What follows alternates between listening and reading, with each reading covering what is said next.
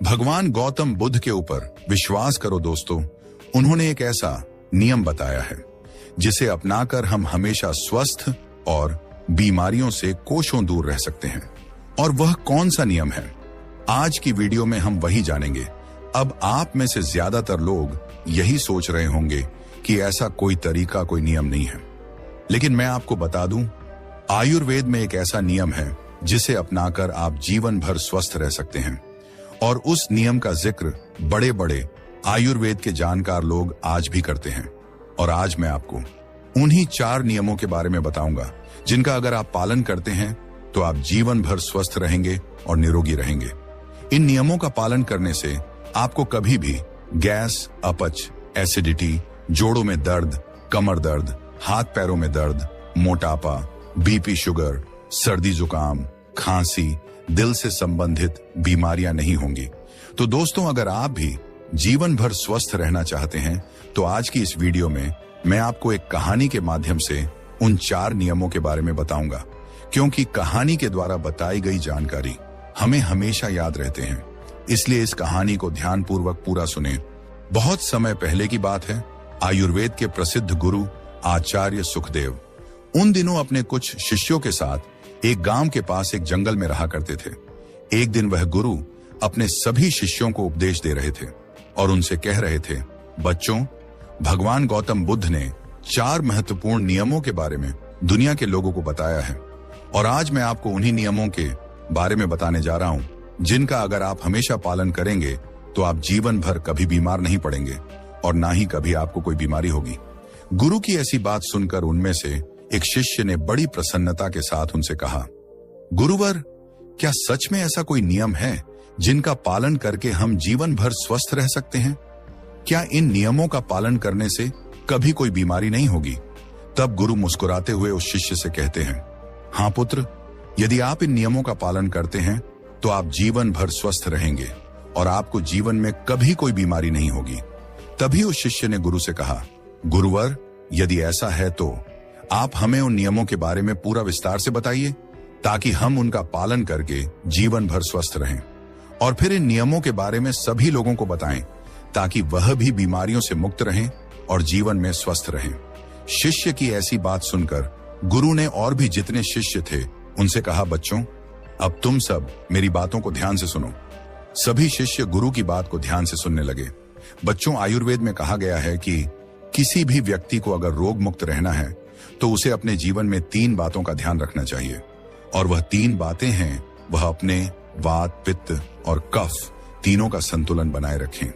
फिर गुरु ने उन सभी शिष्यों से कहा, बच्चों, हमारे शरीर में 3 तरह के दोष पाए जाते हैं, वात दोष, पित्त दोष और कफ दोष। हमारा पूरा शरीर इन्हीं 3 दोषों पर आधारित है।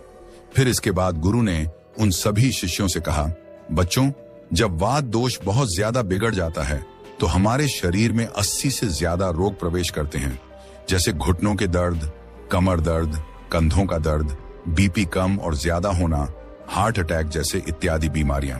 और जब पित्त दोष बिगड़ जाता है तो 40 रोग हमारे शरीर के अंदर प्रवेश करते हैं, जैसे एसिडिटी, अल्सर, पेट में जलन, छाती में जलन, खाना हजम ना होना इत्यादि। ये सब पित्त बिगड़ने के कारण होता है। और जब कफ दोष बिगड़ जाता है तो 20 रोग हमारे शरीर के अंदर प्रवेश करते हैं, जैसे मोटापा। और जब मोटापा बढ़ जाता है तो 20 रोग आ जाते हैं शरीर में। इसके बाद गुरु उन सभी शिष्यों से कहते हैं, बच्चों, सर्दी, खांसी, जुकाम से लेकर जितनी भी बड़ी बड़ी बीमारियां हैं, कैंसर तक जो आखिरी रोग माना जाता है, वह वात, पित्त, कफ के बिगड़ने के कारण ही होते हैं। और वात, पित्त और कफ को संतुलन में रखने के लिए आयुर्वेद में बहुत सारे नियम बताए गए हैं। लेकिन आज मैं आपको उन नियमों में से 4 ऐसे नियम बताऊंगा जिनका पालन करके आप अपने इन तीनों दोषों को संतुलन में रख सकते हैं। फिर गुरु उन सभी शिष्यों से कहते हैं, बच्चों, अगर आपके वात, पित्त और कफ तीनों दोष संतुलन में रहे तो इसके लिए आपको पहला नियम अपनाना है। और वह नियम यह है कि आपको खाना खाने के तुरंत बाद पानी नहीं पीना चाहिए। और आपको ऐसा क्यों नहीं करना चाहिए, इसके बारे में आप ध्यान से सुनो। बच्चों, बहुत से लोग खाना खाने के तुरंत बाद पानी पी लेते हैं और कुछ लोग बिना पानी के खाना ही नहीं खाते। कुछ लोग एक निवाला खाने के बाद एक घूंट पानी पीते हैं। लेकिन खाना खाने के बाद पानी कभी नहीं पीना चाहिए, क्योंकि अगर भोजन के अंत में पानी पियोगे तो वह जहर पीने के जैसा होगा। इसलिए कभी भी खाने के तुरंत बाद पानी नहीं पीना चाहिए, क्योंकि जब हम खाना खाते हैं तो पेट में सारा खाना एक जगह जाकर इकट्ठा हो जाता है। हमारे पेट में एक स्थान होता है जिसे हम जठर कहते हैं। यह जठर हमारे पेट में छोटा सा स्थान है और यह स्थान आपके पेट में नाभि के बाएं तरफ होता है। और जो भी आप खाते हैं, रोटी चावल, छाछ, दूध, दही, कुछ भी खाओ, वह सारा का सारा इसी स्थान पर आकर इकट्ठा हो जाता है। जठर में जैसे ही खाना इकट्ठा होता है तो उसमें आग जलती है और उस आग को हम जठर अग्नि कहते हैं, यानी जठराग्नि। जब आप खाना खाते हो तो पेट में जठराग्नि जलती है और वह जठराग्नि खाने को पचाती है। वह जठराग्नि हमारे पेट के खाने को इस तरह से पचाती है जैसे रसोई घर का चूल्हा खाने को पकाता है। अगर बच्चों, आप अपनी रसोई में अग्नि जलाओ, उसके ऊपर दूध रख दो और उसमें थोड़े से चावल डाल दो, अग्नि जब तक जलती रहेगी, खीर तब तक बनती रहेगी। और ऐसे ही हमारे पेट में होता है। जैसे ही आप खाना खाते हैं, पेट में अग्नि जलने लगती है और जब तक आग जलती है, खाने को पचने की प्रक्रिया चलती रहती है। जैसे रसोई में खाना पकता है, वैसे ही पेट में भी खाना पकता है। जब आपने खाना खाया तो पेट में अग्नि जली और वह खाने को पचाएगी। लेकिन अगर आप खाना खाने के तुरंत बाद घटाघट पानी पिलोगे और वह भी ठंडा पानी पी लोगे तो उससे आपकी अग्नि बुझ जाएगी। जब हम अग्नि के ऊपर पानी डालेंगे तो अग्नि बुझ जाएगी, क्योंकि अग्नि और पानी की कोई दोस्ती नहीं है। जब आपने खाना खाया और ऊपर से पानी पी लिया तो वह पानी आपके पेट में जल रही अग्नि को शांत कर देगी और वह अग्नि बुझ जाएगी। जैसे जलती हुई आग पर हम पानी डालते हैं और वह आग बुझ जाती है, उसी प्रकार से आपके पेट में जल रही अग्नि भी पानी पीने से बुझ जाएगी और फिर खाना पचेगा ही नहीं। फिर वह पेट में पड़ा पड़ा सड़ने लगेगा और सड़ा हुआ खाना आपके लिए विष की तरह काम करेगा और आप जिंदगी भर बीमार पड़ते रहेंगे। फिर इसके बाद गुरु उन सभी शिष्यों से कहते हैं, बच्चों, आपने देखा होगा कि कई लोगों को पेट में बहुत ज्यादा गैस बनती है और यह गैस उन्हीं को बनती है जिनका खाना हजम नहीं होता। कई लोगों को पेट में जलन होती है और यह जलन उन्हीं को होती है जिनका खाना नहीं पचता। कुछ लोगों का पेट एकदम से फूल जाता है और यह भी तभी होता है जब खाना पचता नहीं है। और जब खाना पचेगा नहीं तो वह सड़ेगा और जब खाना सड़ेगा तो वह विष पैदा करेगा और वह विष आपको बीमार करेगा। इसलिए खाना खाते ही पानी नहीं पीना चाहिए। गुरु की ऐसी बात सुनकर उनमें से एक शिष्य गुरु से कहने लगा, गुरुदेव, अगर खाना खाने के बाद हमें पानी नहीं पीना है तो हमें कितनी देर के बाद पानी पीना चाहिए? तब गुरु ने इस बात का जवाब देते हुए कहा, बच्चों, आपको पानी कम से कम 1 घंटे तक नहीं पीना है। 1 घंटे के बाद आप पानी पी सकते हैं और 1 घंटे तक पानी आपको इसलिए नहीं पीना है क्योंकि यह जो पेट में अग्नि जलने की प्रक्रिया है वह लगभग 1 घंटे तक ही चलती है। उसके बाद पेट में अग्नि अपने आप शांत हो जाती है और उसके बाद आप पानी पी सकते हैं। बच्चों, मान लो अगर आपने खाना 10 बजे खाया है तो आप 11 बजे पानी पीजिए और अगर आप 11 बजे खाते हैं तो 12 बजे पानी पीजिए, यानी 1 घंटे बाद पानी पिए। जब गुरु यह सब बता रहे थे तभी उनमें से एक शिष्य ने गुरु से पूछा, गुरुदेव, क्या हम खाना खाने से पहले पानी पी सकते और क्या हम खाना खाने के बीच में पानी पी सकते हैं? तब गुरु ने उस शिष्य की बात का जवाब देते हुए कहा, बेटा, आप खाना खाने के 40 मिनट पहले पेट भर के पानी पी सकते हैं और यदि आपको खाना खाने के बीच में पानी पीना है तो आप 1 घूंट पानी पी सकते हैं। इससे ज्यादा आपको पानी नहीं पीना है।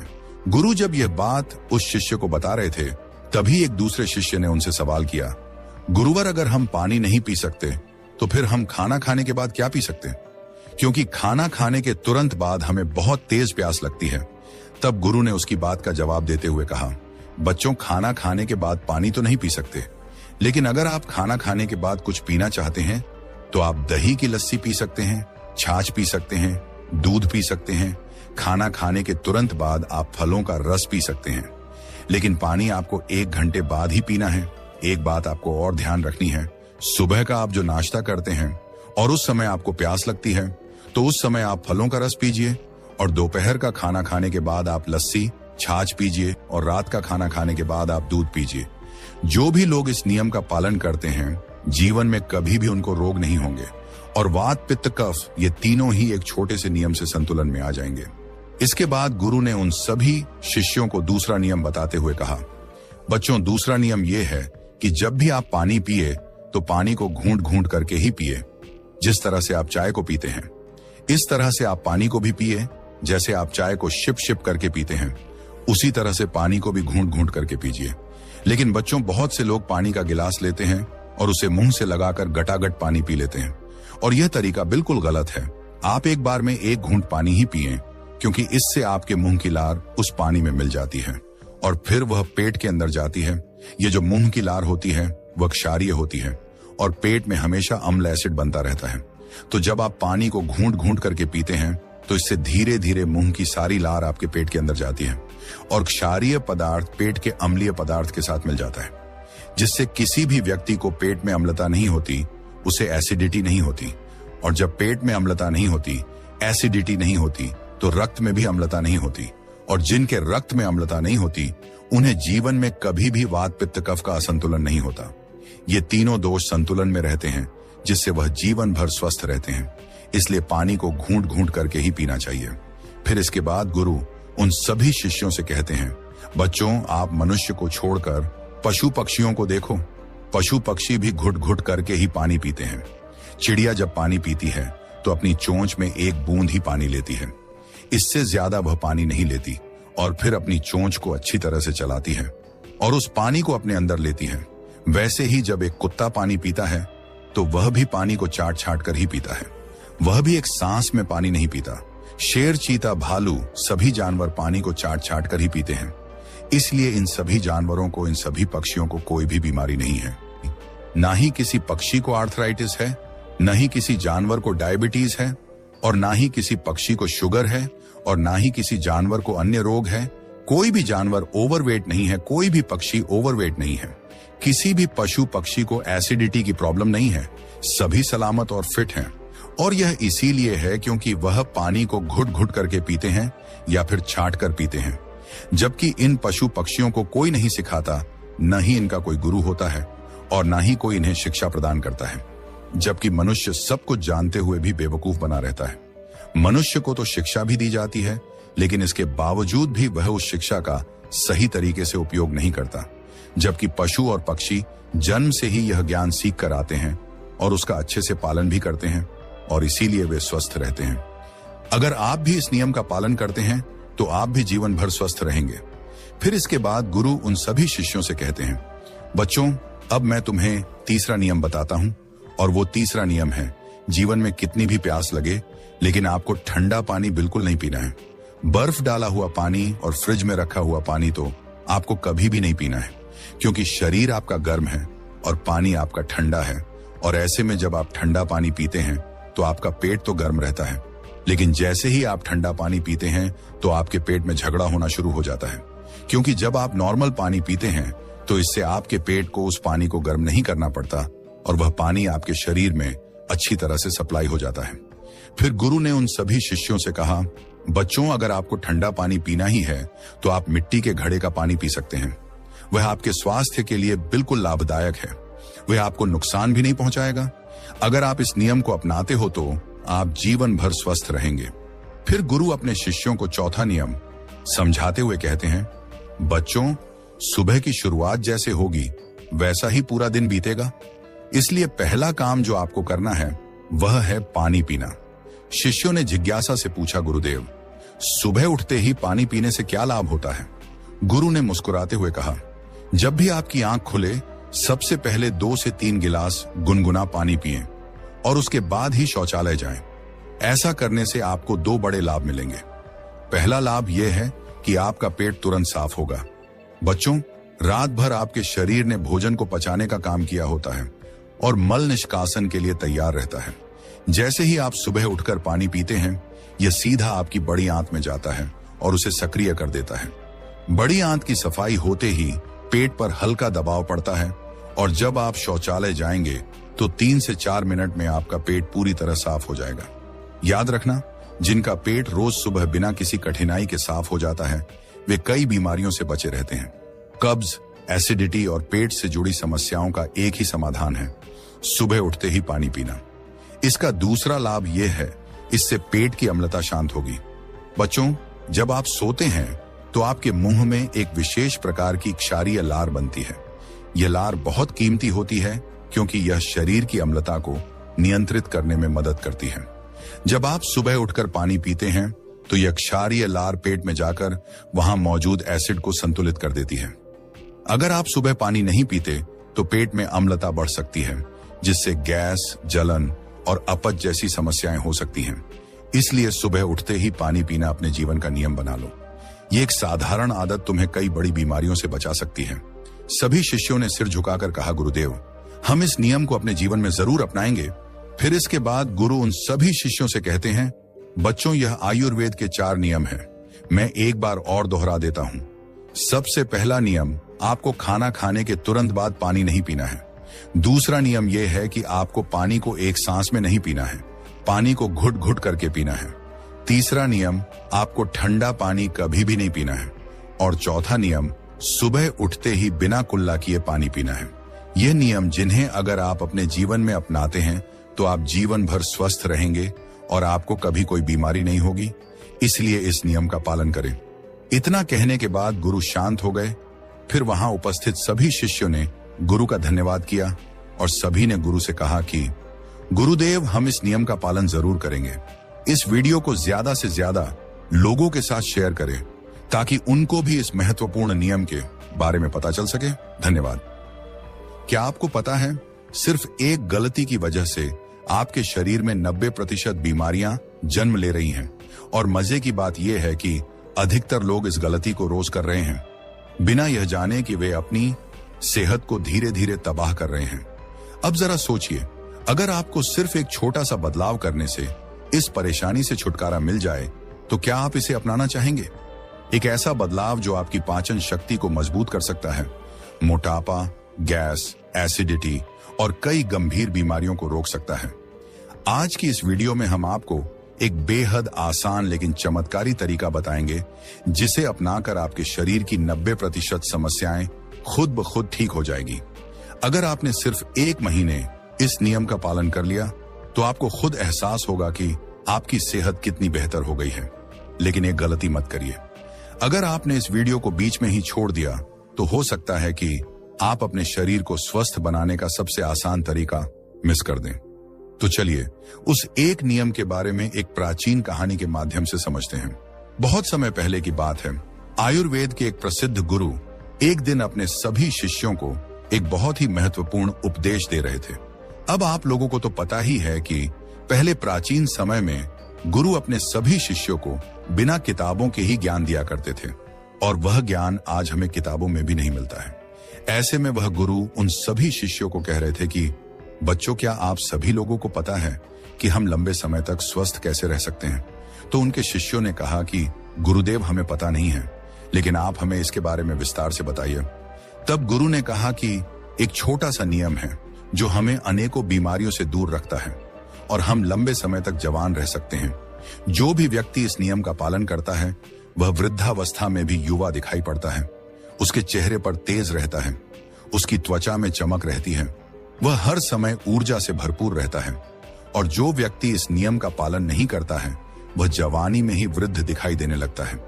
उसके बाल सफेद हो जाते हैं, चेहरे पर झुर्रियां पड़ जाती हैं, त्वचा रूखी सूखी हो जाती है और वह हमेशा थका थका महसूस करता है।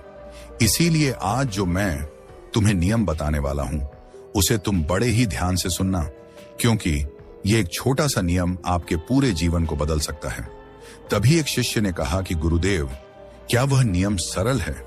क्या हम उस नियम को आसानी से अपना सकते हैं? शिष्य की बात सुनकर गुरु मुस्कुराए और बोले, हाँ बेटा, यह नियम बहुत सरल है और इसे हर व्यक्ति अपना सकता है। तुम भी अपना सकते हो। यह नियम बहुत आसान है, बस तुम्हें इसका ठीक से पालन करना आना चाहिए। तभी वह शिष्य बोला कि गुरुदेव, लेकिन वह नियम क्या है? तब गुरु ने बताया कि वो नियम यह है कि हमें रात में भूखा सोना चाहिए। गुरु की बात सुनकर सब घबरा गए और सभी शिष्यों ने गुरु से कहा कि गुरुदेव, आप क्या कह रहे हैं? भूखा सोना है? मुझसे तो इस नियम का पालन नहीं हो पाएगा, क्योंकि देखो, मैं तो भूखा नहीं रह सकता हूं। शिष्य की बात सुनकर गुरु फिर मुस्कुराए और बोले, पहले तुम मेरी पूरी बात तो सुनो। तुम इस पूरे नियम के बारे में तो समझो। मैं तुम्हें यह थोड़ी कह रहा हूं कि तुम सुबह भोजन करो और इसके बाद भोजन मत करो और रात को भूखे सोने जाओ। फिर गुरु ने सभी शिष्यों से कहा, अब आप सभी लोग मेरी बात को ध्यान से सुनो। और फिर गुरु ने बताना शुरू किया कि अब तक आपने अपने जीवन शैली में जो भी बदलाव किए हैं, जिन नियमों का पालन किया है, उन सभी में से जो आज का नियम है वह बहुत महत्वपूर्ण है।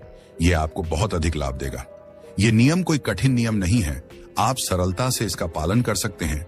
इसके लिए सबसे पहले आपको इसके बारे में पता होना चाहिए कि हमारे शरीर में एक प्राण शक्ति होती है जो हमारे सभी कार्यों को संपादित करती है। जैसे कि जब हम भोजन करते हैं तो वह प्राण शक्ति हमारे भोजन को पचाने में लग जाते हैं। हम कोई दिमाग का कार्य कर रहे होते हैं तो उस समय वह प्राण शक्ति उस कार्य को ठीक तरीके से संचालित करने में लग जाते हैं। जब हम दौड़ रहे होते हैं तो दौड़ते समय भी हमारी जो प्राण शक्ति है वह कार्य करती है। वह प्राण शक्ति हमारे शरीर के हर कार्य को संपादित करती है। लेकिन यहाँ पर समझने वाली बात यह है कि प्राण शक्ति केवल एक ही समय में एक ही कार्य कर सकती है। अगर आप भोजन करते हैं और भोजन करने के तुरंत बाद अगर आप कुछ गहरी सोच में पड़ जाते हैं तो आपके पाचन तंत्र पर इसका प्रभाव पड़ेगा, क्योंकि जो प्राण शक्ति है वह पूरे तरीके से पाचन पर लगी नहीं रह पाती है। उसे तो आपने सोचने में लगा दिया है।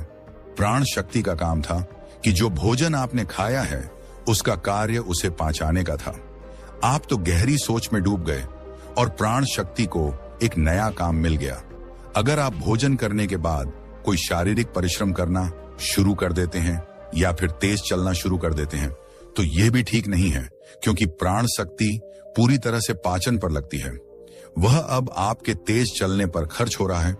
इसीलिए आपको भोजन करने के बाद बहुत तेज नहीं चलना है, नहीं तो आपकी प्राण शक्ति आपके तेज चलने की तरफ आकर्षित हो जाएगी। इसीलिए आपको भोजन करने के बाद धीरे धीरे ही टहलना है। इसके बाद गुरु ने उन शिष्यों को कहा कि यह तो तुम्हें समझ में आ गया होगा कि प्राण शक्ति एक समय में एक ही कार्य कर सकती है, लेकिन जब आप देर रात में भोजन करते हैं, देर से आप खाना खाते हैं, तो पता है ना क्या होता है। इससे हमारे शरीर पर 3 प्रभाव पड़ते हैं। अब आप सभी 3 प्रभावों को ठीक से सुनना। जो पहला प्रभाव हमारे शरीर पर पड़ता है वह यह है कि जो आपकी जठर अग्नि होती है वह सूर्य के साथ काम करती है। यानी कि जैसे जैसे सूर्य का उदय होता है तो आपकी जो पाचन अग्नि है वह बढ़नी शुरू हो जाती है। दोपहर में वह बढ़ जाती है और संध्या काल में वो थोड़ी मंद पड़ जाती है। इसीलिए संध्या काल में हल्का भोजन करें और यही ठीक रहता है। और आपको यह भी ध्यान रखना होता है कि आपको शाम का भोजन सूर्य अस्त होने से पहले ही कर लेना है। अगर सूर्य अस्त हो गया तो आपकी जो जठर अग्नि है वह बिल्कुल कम हो जाएगी और उस जठर अग्नि में जब आप भोजन करते हैं तो वह भोजन ठीक से नहीं पचता है। अगर आपने सात्विक भोजन भी किया होगा तो वह भी नहीं पचता है, क्योंकि उस समय जठर अग्नि मंद थी। इसलिए भोजन ठीक से नहीं पचता है और वह शरीर में लंबे समय तक पड़ा रहता है, ज्यादा समय तक रुका रहता है। इसीलिए उसकी वजह से वहां पर सड़न पैदा होने लगती है और वही सड़न हमारे लिए विषाक्त का कारण बनता है और जहर का कारण बनता है। यह आपके शरीर के लिए हानिकारक होती है। इसीलिए आपको समझना है कि आप अगर सूर्य अस्त होने से पहले भोजन करते हैं तो जठर अग्नि प्रज्वलित रहती है और भोजन ठीक से पचता है। दूसरा प्रभाव जो आपके शरीर पर पड़ता है वह यह है कि रात्रि में जो आपकी प्राण शक्ति है वो हीलिंग में लगनी चाहिए। यानी कि शरीर में जो मरम्मत होनी है, शरीर में जो टूट फूट होती है, उसकी मरम्मत में वह प्राण शक्ति लगनी चाहिए। लेकिन अक्सर लोग क्या करते हैं, भोजन करते हैं और सो जाते हैं, जो कि बहुत गलत है। क्योंकि मैंने आपको पहले ही बताया कि प्राण शक्ति एक समय में एक ही कार्य करती है।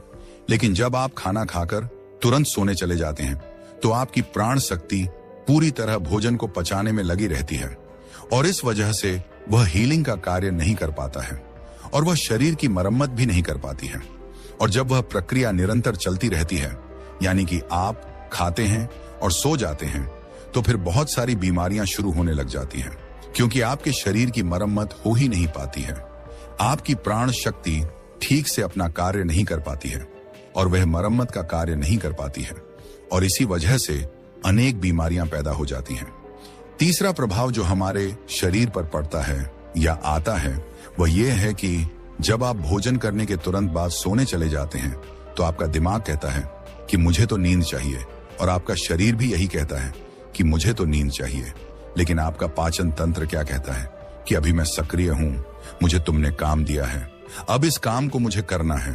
तो आप भी जागते रहोगे, तभी तो मैं अपना कार्य ठीक से कर पाऊंगा। यानी कि 2 विरोधाभासी स्थितियां पैदा हो जाती हैं। दिमाग की तरफ से सो जाओ और पेट की तरफ से जागो। ऐसी स्थिति में नींद गहरी नहीं हो पाती है और गहरी नींद ना होने के कारण शरीर को आराम भी नहीं मिल पाता है। आप सो तो जाते हैं 7 घंटे 8 घंटे, लेकिन सुबह उठने में आपको कठिनाई होती है। आप दिन भर ऊर्जावान महसूस भी नहीं कर पाते हैं और ऐसा इसलिए होता है क्योंकि रात भर प्राण शक्ति ठीक से शरीर की मरम्मत, शरीर की हीलिंग का काम नहीं कर पाई।